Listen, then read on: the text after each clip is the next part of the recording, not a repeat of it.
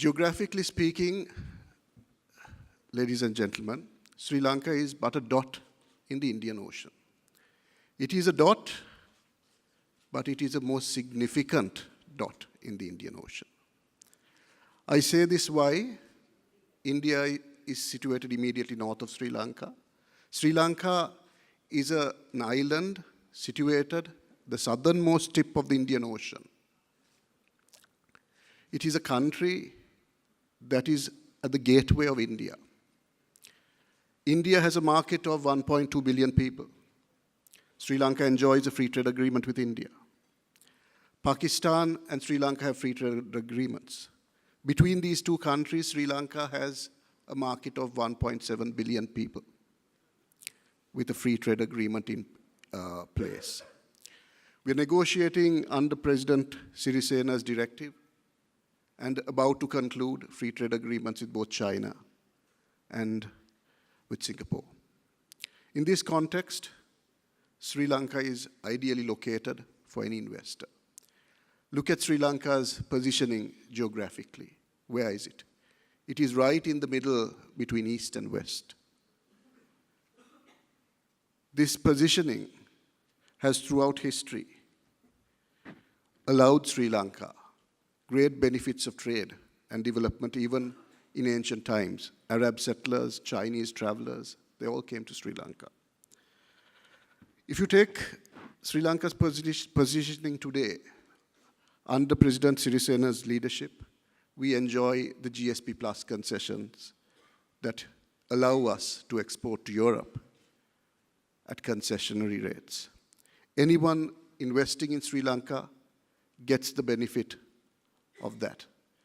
We have all these markets open to us. We are geographically placed as a hub, as a port, right in the center of the globe, as it were. If you look at it logically, we are the natural port without deviation between China and the eastern coast of Africa. You do know today how important Africa has become, and the eastern coast of Africa has become, particularly to China and many countries that are seeking raw materials. Sri Lanka is situated right in that shipping lane. This is a unique advantage that Sri Lanka has. This potential, if developed, can take Sri Lanka to unimaginable heights. Sri Lanka is a country which has several brand names. Ceylon Tea, which is world-renowned, which is world-known. Ceylon Tea is not just leaves in a cup of hot water.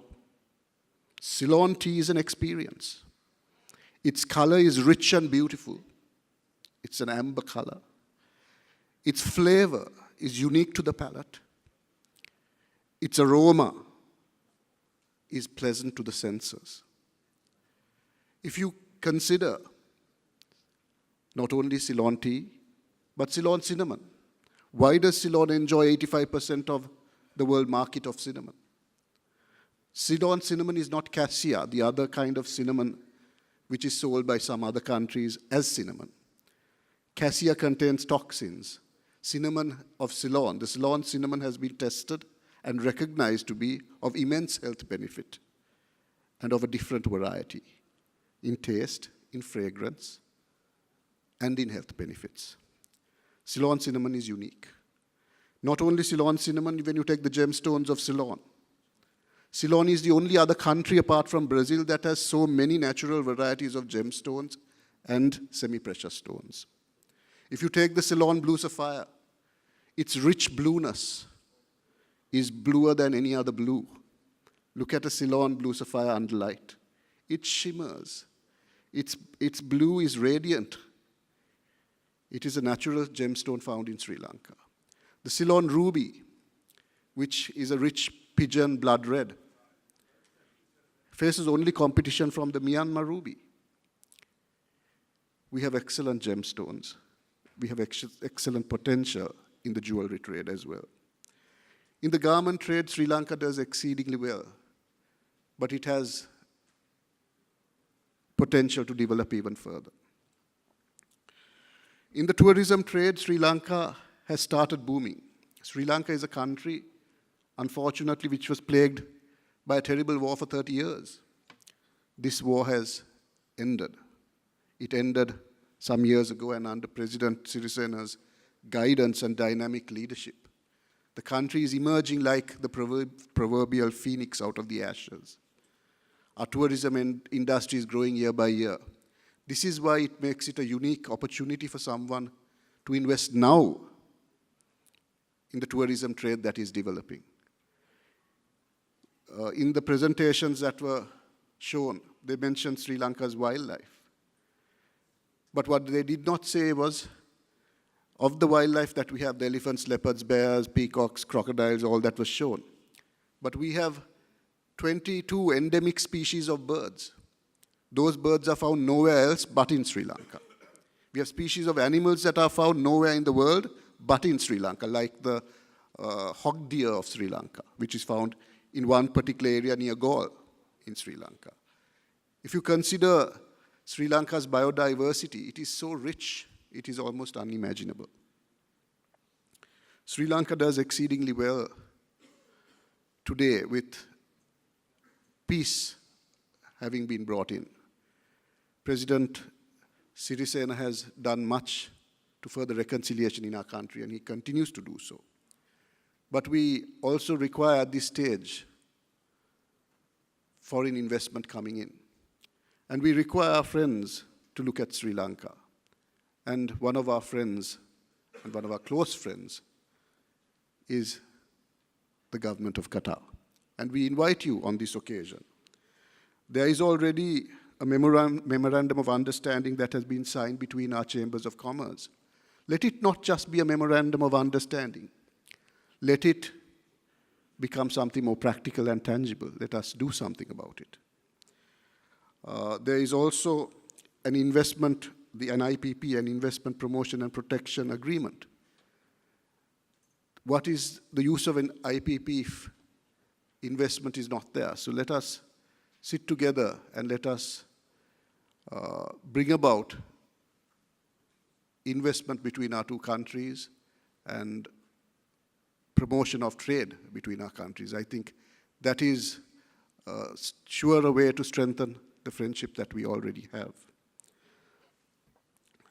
Again, there is also an LNG terminal that is being constructed.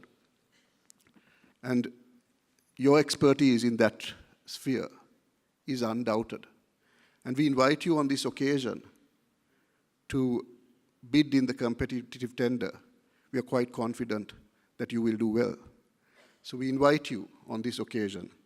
And we remind you that that takes place in a few weeks from now. We also wish to invite the distinguished members here for the Joint Economic Commission that is taking place at the end of this month. The JEC, which is to take place at the end of October, is it? Ms. Kolodne? End of October? 30th of October. It is to take place on the 30th of October. And I think this is a unique opportunity which you have the potential to be present, to learn more about the country, to learn more about its opportunities, the potential, the areas of possible growth. So we invite you to take part in that, because this will be a unique event and an opportunity for everybody. And finally, I would like to say that the professional sector or the professional services of Sri Lankans working here, I think most of the Sri Lankans working here are unskilled laborers. However, there is also a market, I think, for professional skilled workers, in maybe caregivers, maybe in other sectors. So I think if we look at it in that light as well and give an opportunity for skilled workers to work, that might also be a good way to have skilled workers from Sri Lanka coming in and working in Qatar, and they will benefit from the experience. That will also benefit this country as much as our own workers. So finally, I'm very thankful for having this opportunity to speak a few words. It has been a wonderful experience to land in Qatar, as it always is, because when we land, when Sri Lankans land in Qatar, it's like home away from home. We feel very welcome here, we feel comfortable here, and your hospitality is always, always very generous, and we wish to thank you so much for it. Thank you.